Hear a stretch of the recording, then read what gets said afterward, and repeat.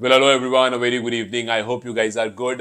And जब NPL के players का अनाउंसमेंट हो रहा था, जब एनपीएल की अलग अलग टीम धीरे धीरे अपने सोर्सेज से प्लेयर्स को साइन करना शुरू कर रही थी, तो दो खिलाड़ी ऐसे थे जिनके अनाउंसमेंट पर काफी ज्यादा शोर हुआ था।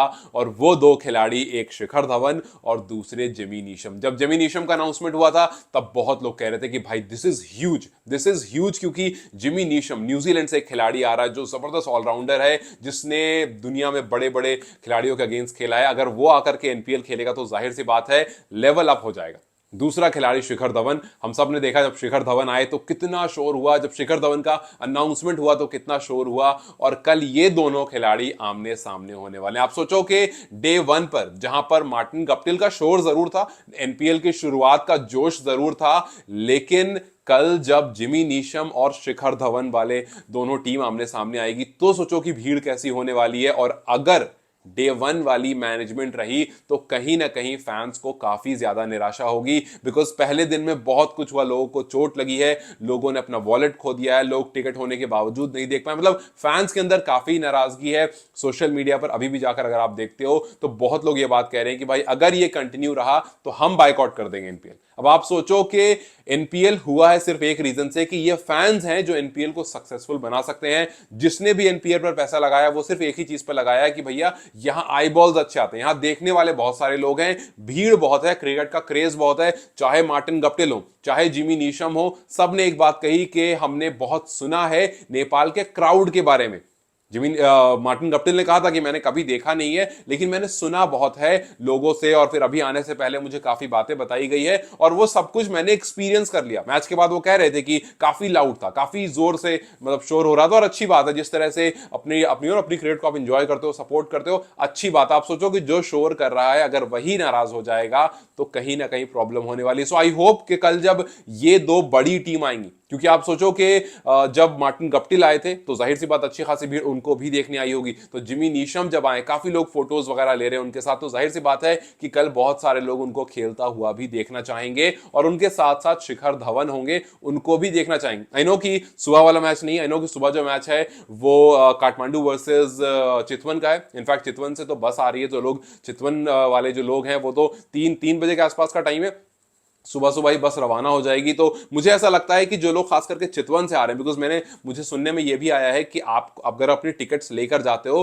तो टिकट पर स्टैंप लगवाना है, उसके बाद आप अंदर जा सकते हो, और वो स्टैंप वाला काम बाहर ही कहीं पर हो रहा है। तो आई रियली होप कि ये जो स्टैंप वाला काम हो रहा है, जो लोग बस से आ रहे हैं उनका बस के अंदर ही हो जाए तो ज्यादा बेहतर होगा, क्योंकि अगर आप बस के अंदर स्टैंप लगा दोगे तो एक प्रोसेस से आप बच जाओगे। वो जो पूरा लंबा रास्ता, जो लोगों ने मुझे बताया कि भाई 4-5 घंटे लंबा रास्ता है, तो वो जो लंबा रास्ता उसमें ये काम हो जाएगा और बस वाले लोग जो हैं वो सीधा सीधा मैदान में आ जाएंगे, उनको कोई इशू नहीं होगा। तो जब आधे आदमी को इशू नहीं होगा तो बचे हुए आधे को भी इशू फिर नहीं होगा। मतलब चीजें मैनेज की जा सकती है। आई होप कि ज्यादा पुलिस पर्सनल हो, आई होप कि कल जो भीड़ है उम्मीद की जा रही है कि और ज्यादा हो सकती है, बिकॉज बड़े बड़े खिलाड़ी खेलने आ रहे हैं, सो उसको मैनेज किया जा सके। बिकॉज यस, गेम बहुत इंपॉर्टेंट है, एनपीएल बहुत इंपॉर्टेंट है, लेकिन अगर लोग ही नहीं रहेंगे देखने के लिए तो फिर क्या है का इंपॉर्टेंस और काहे का NPL. So let's just hope कि ये सब अच्छे से मैनेज किया जा सके। अभी फिलहाल हम सेकंड मैच के बारे में ज्यादा बात करेंगे, फर्स्ट मैच के बारे में कल सुबह आकर के थोड़ा सा बात कर लूंगा, लेकिन फिलहाल सेकंड मैच की तरफ नजर डालेंगे। तो सबसे पहली चीज जो सेकंड मैच में होने वाली है वो ये कि जिमी नीशम आए।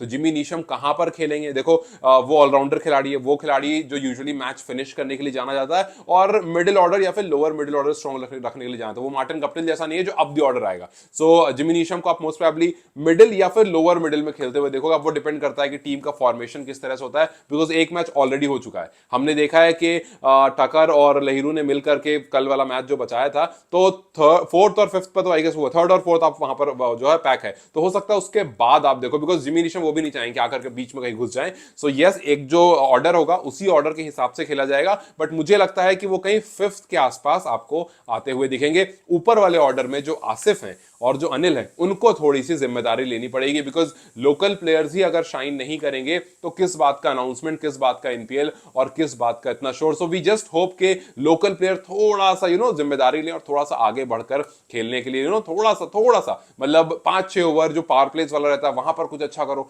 वहां पर थोड़ा इंटेंट दिखाओ यार। जैसे आप आसिफ को देख रहे थे, बिना पैर निकाले शॉट खेल रहे हैं, जब वो प्ले डाउन हुए थे, बॉल आराम से आप पैर निकाल कर ड्राइव कर सकते थे, लेकिन आप ऐसे ही खड़े खड़े ऐसा लग रहा है चाहे तो बिना मन का खेल रहे हो। मतलब I am not I am not criticising him unnecessary, लेकिन मैं ये जरूर कह रहा हूं कि आसिफ को जिम्मेदारी लेनी पड़ेगी और थोड़ा इंटेंट दिखाना पड़ेगा। जैसे गप्टिल ने खुद उन्होंने कहा कि भाई मुझसे कहा गया था कि पिच जो है उस पर बाउंस होने वाला है, लेकिन पिच बिल्कुल उल्टा हो गई, तो पहले मुझे थोड़ा टाइम लगा पिच को समझने में, उसके बाद जाकर के अटैक किया। आपको तो पता है आप वहीं खेलते हो, बट स्टिल नई पिच है, आपको अगर टाइम लगा तो आप उसके बाद कोशिश कर सकते हैं, लेकिन आप उतना टाइम अपने पिच पर दिया ही नहीं। खैर एक बार 11 की तरफ देखते हैं, खास करके जनकपुर बोल्ट की, क्योंकि वो एक मैच खेल चुके हैं। हमें फिलहाल आइडिया नहीं है करनाली किस तरह की 11 उतारने वाला है, लेकिन बोल्ट किस तरह की उतारने वाला हमें काफी आइडिया, और उसमें किस किस प्लेयर पर नजर होने वाली है पहले मैच के बाद। जैसा मैंने आप लोगों से पहले भी कहा था कि जब तक मैच होगा नहीं मुझे पर्टिकुलरली समझ में नहीं आएगा, बिकॉज मैंने बहुत ज्यादा जो डोमेस्टिक लेवल के प्लेयर्स हैं उनको देखा नहीं है। तो सबसे पहले मेरी नजर अगर किसी पर होगी तो ऑब्वियसली किशोर महतो पर होगी, बिकॉज हमने देखा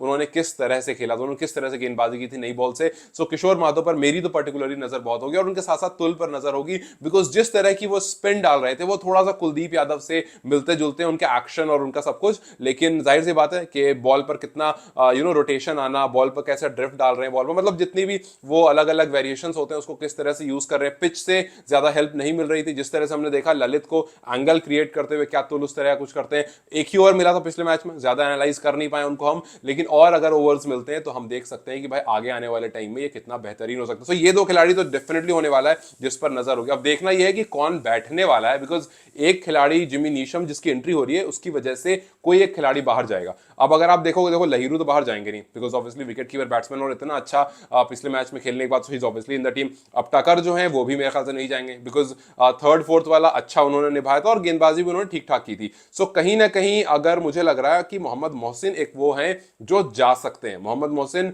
हालांकि गेंदबाजी उन्होंने भी ठीक ठाक की थी, बट मुझे लगता है कि इनका एक पत्ता कट सकता है, और बिकॉज दूसरे बेन माइक हैं, और आई थिंक बेन माइक के साथ खेल चुके हैं आपको जिमी नीशम, तो वो चाहेंगे कि भाई टीम भी चाहेगी कि एक आध प्लेयर एटलीस्ट ऐसा हो जो नीशम से थोड़ा सा, हालांकि मैं ये नहीं कह रहा हूं कि खेल चुके हैं इसलिए साथ में आप खिला दोगे, लेकिन मुझे लगता है कि आप बेन माइक को रखोगे जिमी नीशम के साथ और मोहम्मद मोहसिन को बाहर निकालोगे। खैर वो तो वक्त ही बताएगा, वो तो आपको मैच देखकर ही पता चलेगा, बिकॉज पिच में उतना बहुत स्पिनर्स के लिए था नहीं। सो जिमी नीशम एक एक्सपीरियंस खिलाड़ी है, तो मुझे लगता है कि आप एक मैच के लिए इसको देख सकते हो। सो मेरी नजर पर्टिकुलरली अगर होगी तो किशोर पर होगी, तुल थापा पर होगी, और फिर उसके बाद ऑब्वियसली हमारे जो ओपनर्स हैं उन पर होगी और जिमी नीशम पर होगी। इस टीम में से इन पर नजर होने वाली है। और अगर आप बात करोगे करनाली आर्क्स की, तो करनाली आर्क्स एक स्ट्रॉन्ग टीम लग रही है। सब लोग ये बात कर रहे थे कि भाई करनाली जब जनकपुर के सामने आएगा तो देखना होगा, बिकॉज जनकपुर पहला मैच जीत करके आगे बढ़ रहा है, काफी कॉन्फिडेंट होगा, लेकिन उनके ओपनर्स नहीं चले थे, तो कहीं ना कहीं सोमपाल की नजर वहां भी होगी कि भैया इनको कैसे निकालना है, बिकॉज साथ में खेल चुके हैं, काफी खेल चुके हैं। सो यस, उन पर नजर होगी कि भाई ये दो प्लेयर को ऊपर से हटाओ,